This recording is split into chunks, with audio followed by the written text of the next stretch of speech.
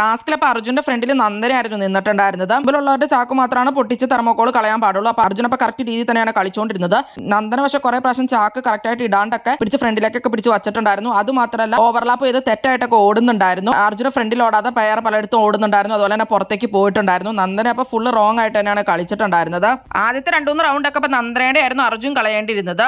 അർജുൻ ബാക്കിലായിരുന്നു. പിന്നെ big boss നേരെ തിരിച്ചോടാൻ പറഞ്ഞു. അപ്പൊ അർജുന്റെ ചാക്കായിരുന്നു നന്ദന പിടിച്ച് കളയേണ്ടിയിരുന്നത്. അർജുന്റെ ഓൾറെഡി വള്ളി പൊട്ടി പോയിട്ടുണ്ടായിരുന്നു. അപ്പൊ അർജുൻ അപ്പൊ അത് കെട്ടട്ടെ ശരിയാക്കട്ടെ ആയിട്ട് നീ ഓടുമ്പോ കളഞ്ഞോളാൻ പറഞ്ഞു. പക്ഷെ നന്ദന അതിനൊന്നും സമ്മതിക്കുന്നുണ്ടായിരുന്നില്ല. കെട്ടിക്കൊണ്ടിരിക്കുമ്പോഴും ഒക്കെ കളഞ്ഞോണ്ടേ ഇരിക്കുവായിരുന്നു അർജുന്റെ തെർമോക്കോള്. അർജുന് കെട്ടാനൊന്നും ടൈം കൊടുത്തില്ല. അത് കഴിഞ്ഞിട്ട് അർജുൻ ഇങ്ങനെ ഓടിക്കൊണ്ടിരിക്കുമ്പോൾ അർജുൻ മുമ്പിലേക്ക് കെട്ടിയിട്ട് ചാക്ക് ഫ്രണ്ടിലേക്ക് ആഞ്ഞ് വലിക്കുമ്പോഴാണ് നന്ദന അങ്ങോട്ട് അർജുന്റെ കാലങ്ങോട്ട് ഫ്രണ്ടിൽ വെച്ചിട്ടുണ്ടായിരുന്നു എന്നാണ് അർജുൻ പറയുന്നത്. അപ്പൊ കാലങ്ങോട്ട് തട്ടിയിട്ടാണോ എന്നറിയില്ല, നന്ദന അങ്ങനെ വീഴുവാണ്. അർജുൻ പിന്നെ സിജോയോടും സായോടും സംസാരിക്കുന്നുണ്ട്. അപ്പൊ അവർക്ക് എന്താ സംഭവിച്ചത്, നീ വല്ല തട്ടോ പുള്ളി ചെയ്ത് എന്തെങ്കിലും ചെയ്തിട്ടാണോ എന്ന് ചോദിക്കുന്നുണ്ട്. അപ്പൊ അർജുൻ പറയുന്നുണ്ട് ഇല്ല, എന്നെ അവള് ചാക്ക് കെട്ടാൻ സമ്മതിക്കുന്നുണ്ടായിരുന്നില്ല. പിന്നെ എനിക്കൊന്നും അത് വള്ളി ഉണ്ടായിരുന്നില്ല.